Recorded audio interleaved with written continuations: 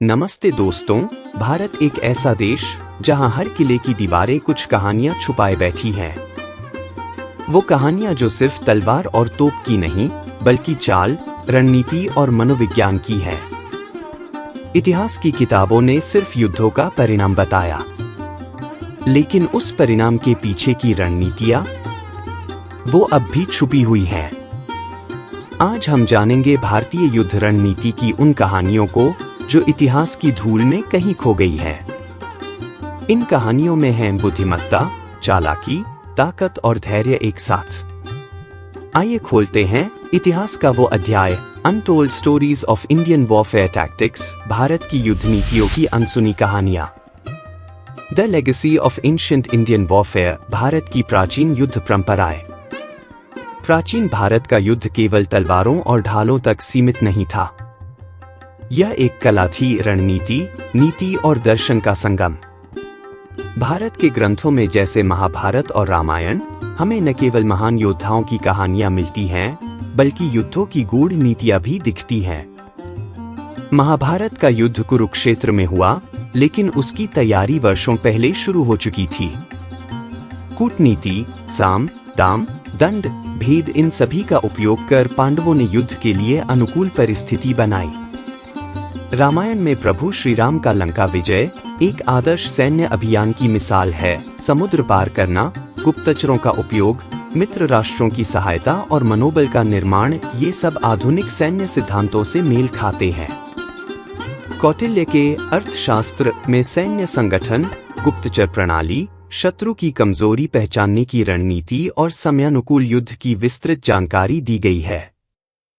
चंद्रगुप्त मौर्य की विशाल सेना, अशोक का युद्ध से शांति की ओर परिवर्तन और गुप्त साम्राज्य की सैन्य तैयारियां, सब इस बात के प्रमाण हैं कि भारत में युद्ध सिर्फ शौर्य नहीं, सोच का भी विषय था। Mastering the art of ambush, छापामार युद्ध और घातक रणनीतियां। भारतीय युद्ध नीति की सबसे अनोखी विशेषताओं में से एक है छापामार युद्ध। यह शैली सीधी टक्कर देने की बजाय शत्रु को उसकी असावधानी में पकड़ने की है। जब मुगल सम्राट औरंगजेब की विशाल सेनाएं दक्षिण भारत में उतरीं, तो एक मराठा योद्धा ने उन्हें चौंका दिया, छत्रपति शिवाजी महाराज। शिवाजी महाराज ने गनिमी कावा की नीति अपनाई, जिसका अर्थ है दुश्मन की रणनीति को समझकर उसकी ही कमजोरी के विरुद्ध रणनीति बनाना। घने जंगल, पहाड़ी रास्ते और किले, ये सब उनके युद्ध क्षेत्र थे। उनकी सेना छोटी थी, लेकिन तीव्र और प्रशिक्षित थी। वे शत्रु की रसद काट देते, सैनिकों को भ्रमित करते और फिर अचानक हमला करते।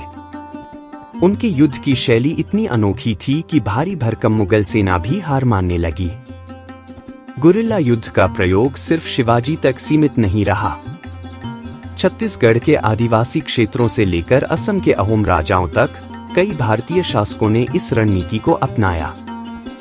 उनका उद्देश्य सीधा था, शत्रु को थकाना, उसकी गति को बाधित करना और अंत में उसे पराजित करना। The power of elephant warfare, हाथी युद्ध के असली टैंक। युद्ध के मैदान में जब धूल का गुबार उठता था और जमीन कांपती थी, तो समझिए कि युद्ध हाथियों की सेना आ रही है। आधुनिक टैंक की कल्पना से बहुत पहले भारत में हाथी युद्ध का अहम हिस्सा थे। मौर्य काल में हस्तीबल यानी हाथियों की विशेष सेना हुआ करती थी। इन हाथियों को विशेष प्रशिक्षण दिया जाता था, दुर्ग भेदना, शत्रु की कतारें तोड़ना और राजाओं की सुरक्षा करना। हाथियों के ऊपर लकड़ी की मीनारें बनाई जाती थीं, जिनमें धनुर्धर या भाले वाले सैनिक सवार होते थे। सिकंदर जब भारत आया, तो उसे सबसे ज्यादा भय युद्ध हाथियों से हुआ। उसकी सेना के सैनिक इतने डर गए कि उन्होंने आगे बढ़ने से इनकार कर दिया। हाथियों की शक्ति, उनके आकार और उनकी आक्रामकता ने भारतीय सेना को अभूतपूर्व ताकत दी। यह रणनीति सिर्फ आक्रमण में ही नहीं, बल्कि मनोवैज्ञानिक प्रभाव में भी कारगर थी। जब दुश्मन सेना देखती कि सामने हाथियों की कतारें हैं, तो उनका मनोबल पहले ही गिर जाता। मध्यकालीन भारत के राजपूतों और मुस्लिम शासकों ने भी युद्ध हाथियों का उपयोग भारी मात्रा में किया। डाइवर्स वेपनरी एंड इनोवेशंस, भारतीय शस्त्र और उनकी रचनात्मकता।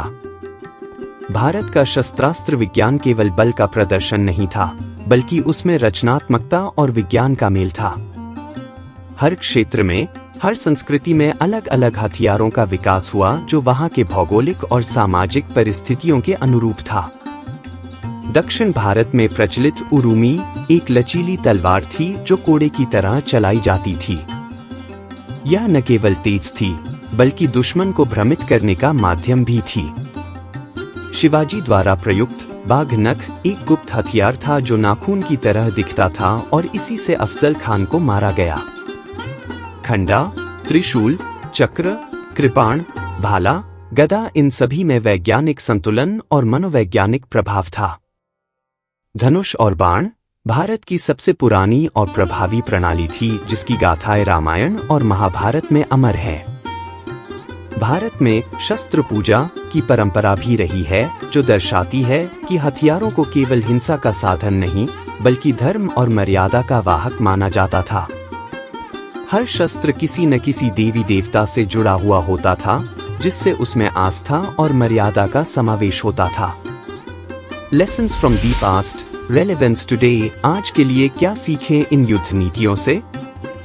इतिहास केवल स्मृति नहीं होता, वह दिशा भी देता है। भारत की प्राचीन युद्ध नीतियां आज के आधुनिक युद्धों में भी प्रासंगिक हैं। जैसे छत्रपति शिवाजी की गुरिल्ला रणनीति आज जंगल वारफेयर के नाम से भारतीय सेना सिखाती है। भारतीय वायुसेना हो या थल सेना, आज की रणनीति में डिफेंसिव ऑफेंस को अपनाया जाता है। यह वही सोच है जो पहले शत्रु के इरादे को पढ़े, उसे थकाए और फिर सही समय पर वार करे। आज जब साइबर युद्ध, नेटवर्क वारफेयर और ड्रोन टेक्नोलॉजी के युग में हैं, तब भी वही सिद्धांत लागू होते हैं: बुद्धि, धैर्य और समय का सही उपयोग। हमारी सशस्त्र सेनाएं आज भी उन मूल्यों पर कार्य करती हैं जो राम, अर्जुन, शिवाजी, रानी लक्ष्मीबाई और सुभाष चंद्र बोस जैसे योद्धाओं से प्रेरणा लेते हैं। यह स्पष्ट है, रणनीति का मूल बदलता नहीं, बस उसके माध्यम बदलते हैं। भारत का इतिहास केवल विजय की कहानियों से नहीं भरा, बल्कि उसकी असली ताकत उसके रणकौशल, उसकी सोच और उसकी रणनीतियों में है। तलवारें तो समय के साथ जंग खा जाती हैं, लेकिन नीति पीढ़ियों तक जिंदा रहती है। अगर आपको यह वीडियो पसंद आया हो तो इसे शेयर कीजिए, लाइक कीजिए और कमेंट में बताइए कि आप अगली बार किस अनसुनी कहानी को जानना चाहेंगे। जय हिंद, जय भारत।